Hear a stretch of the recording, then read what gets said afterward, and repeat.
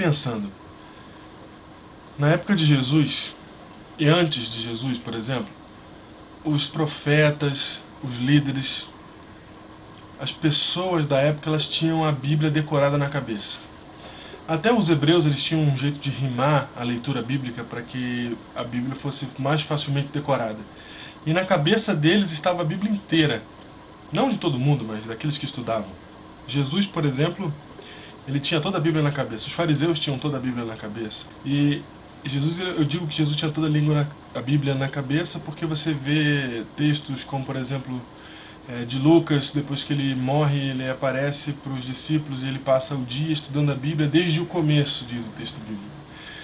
E então Jesus, ele sabia todo o texto, provavelmente. E se não soubesse tudo, ele sabia boa parte. Depois eu lembrei do primeiro missionário adventista, J.N. Andrews. Ele tinha todo o Novo Testamento na cabeça. Se ele morresse, se alguém roubasse a Bíblia dele, se tirassem a Bíblia dos seres humanos, né, J.N. Andrews podia reescrevê-la porque ele tinha todo, pelo menos o Novo Testamento, na mente, na cabeça. Eu fiquei pensando o que eu seria capaz de fazer se eu tivesse toda a Bíblia na minha cabeça.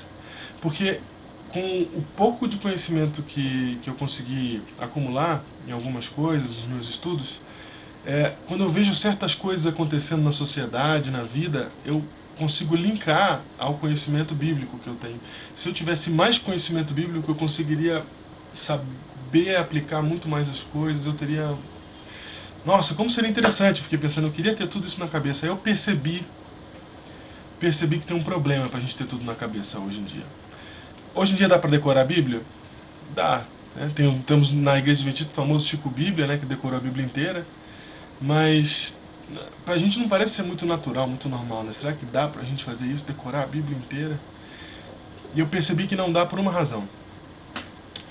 O pessoal da época do Antigo Testamento, inclusive do período de Jesus, o que eles tinham para pôr na cabeça? O que eles estudavam? Não tinha faculdade, não tinha mestrado, não tinha doutorado, não tinha internet, não tinha jornal, não tinha televisão, não tinha filme, não tinha telejornal, não tinha revista e não haviam livros como existem hoje. Eu tô aqui gravando um negócio, não pode aumentar muito.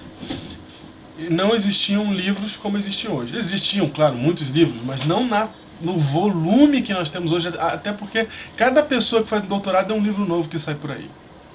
Quando muitas pessoas que nem fazem isso e saem livros. E agora tem os blogs, gente criando, gerando conteúdo. Estudos feitos pela IBM indicam que a cada 72 horas no ano de 2010 o volume de informações vai dobrar. Você tem noção do que é isso? E aí, da onde vem o título? Modus Operandi Information Society. É um nome em latim e em inglês. Na verdade, Information Society é um grupo pop da década de 90, cujo título, o nome do grupo estava representando aquilo que a nossa sociedade hoje que é uma sociedade de informação. E modus operandi eu tirei de um professor de religião meu que dizia que o diabo ele tem o seu MO, seu modus operandi, o jeito de atuar do jeito de Satanás, para nos atingir. E a verdade é que ele criou uma sociedade de informação tão gigantesca que é muito simples. Você olha para o tempo de Cristo, onde não existia informação sobrando, e eles buscavam avidamente a informação que estava à disposição, que era a Bíblia, e eles decoravam a Bíblia. Hoje em dia a gente tem tanta informação de outras coisas que não sobra mais tempo nem espaço para colocar a Bíblia na cabeça. Você vai deixar isso acontecer contigo? Isso vai acontecer com todo mundo. Os diferentes vão ser os que aprenderem a lidar com essa sociedade da informação. Quais são as informações que realmente são relevantes? Quais são as informações que realmente vão fazer diferença na minha vida hoje e na minha vida eterna?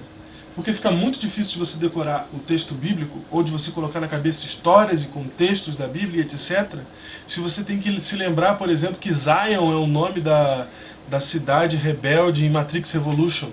Se você tem que se lembrar que no último episódio de Lost, fica muito difícil de você assimilar todas as coisas que você realmente precisa assimilar, enquanto que você tem um monte de outras que estão sugando a sua atenção, saturando a sua mente, para que as coisas de Deus não tenham espaço.